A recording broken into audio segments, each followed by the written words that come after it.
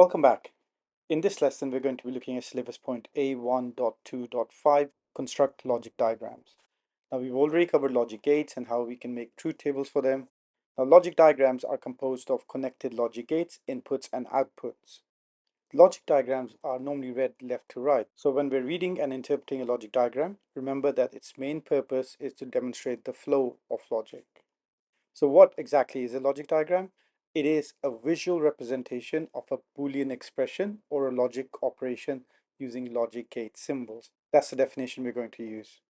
It shows how binary inputs are processed by the gates to produce an output. Now, logic diagrams enable designers to visualize the flow of binary data through logic gates. They provide a blueprint for the electronic implementation of logical operations based on any type of scenario that we want to represent from real life. So there are a few steps that we can apply to construct a logic diagram, and they are as follows. You start with the inputs A, B, C, and so on. You then draw the logic gates in the sequence based on a particular Boolean expression. And an example of a Boolean expression is A or B and C. You then connect the wires or the lines from the inputs to the relevant gates and from the gates to the outputs. We then finally label all input, outputs, and intermediate connections clearly. That is the general outline of this particular process of constructing a logic diagram. Okay, let's look at an example. We've got a Boolean expression, x is equal to a or b and not c. So first of all, we can write the inputs down, a, b, c. We know that a and b are connected to an OR gate, so we connect those inputs to an OR gate.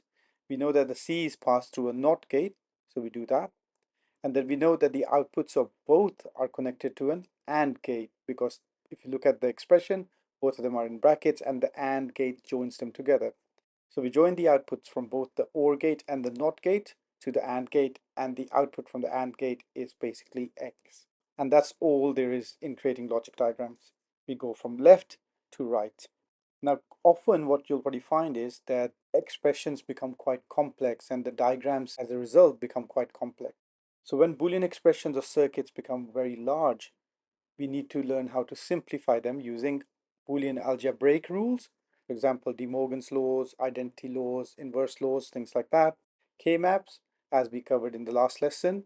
The goal for this is to reduce the number of gates, inputs, or wires, which improves circuit efficiency. Now, when we improve circuit efficiency, we not only reduce costs, but we also become power efficient. We reduce the power consumption. So simplifying expressions reduces circuit complexity, cost, and power consumption. So how do we do all of that? Well, you can use Boolean simplification rules. Do pause the video and have a look at the ones that you see on screen. There is an OR gate variety and then there is an AND gate variety. In general, we will focus on three main ones: the commutative law, the idempotent law, and the involution law. So do pause the video and go through these.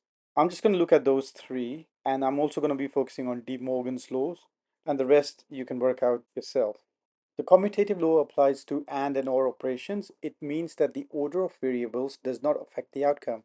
So if you have A or B, that's the same as B or A, which is pretty easy to understand.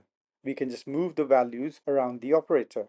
The idempotent law simplifies expressions with repeated variables. It states that when a variable is combined with itself, the result is the variable itself. So A and A equals A.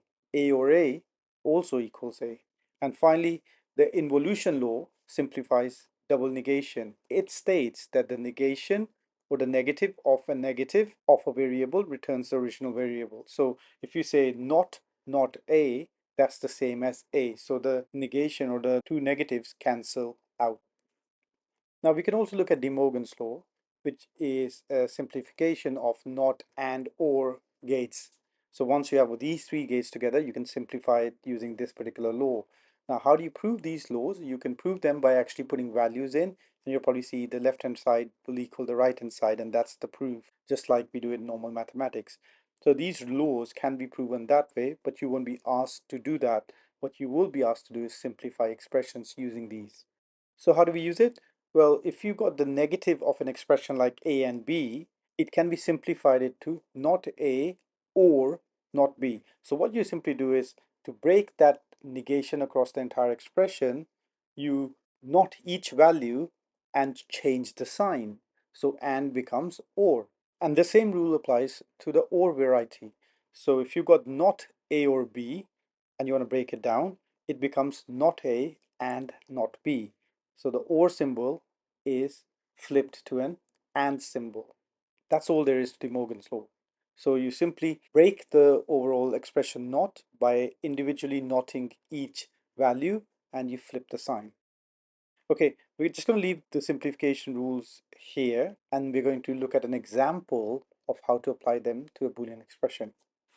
So on screen you see an expression x is equal to a or b or not a or not b. We can move the characters around to get x is equal to a or not a or b or not b. We can then use the inverse law to reduce similar OR gates to terms of 1. So a or not a is equal to 1 and b or not b equals 1. So the entire expression is simplified to 1 or 1. Now we can then further simplify this by using the idempotent laws where we can take like terms and reduce it to a singular term. So 1 or 1 equals 1 or true. And that's the simplification of that entire expression. So technically we could, instead of using 4 gates, just use 1 and that would give us the same output value. And that's all there is to simplification. If you know the rules, you can simply apply them to a Boolean expression and try to reduce the complexity of a circuit. Now on screen you will see a few key terms related to this particular lesson, so as always pause the video and go through them. Make sure you do add them to your glossary. Okay, that's all for this particular lesson. Hopefully you know enough to answer the following type of questions. You should be able to draw logic diagrams for expressions like the one you see on screen, A or not B, or C and D. You should also be able to simplify expressions such as A or A and B. You should also be able to simplify expressions using double negation, so A and A or not B.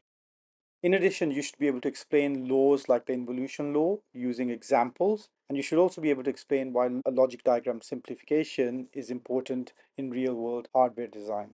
Now, if you do have any questions related to the content of this particular lesson, please get back to me in the comments. Otherwise, I'll see you in the next one.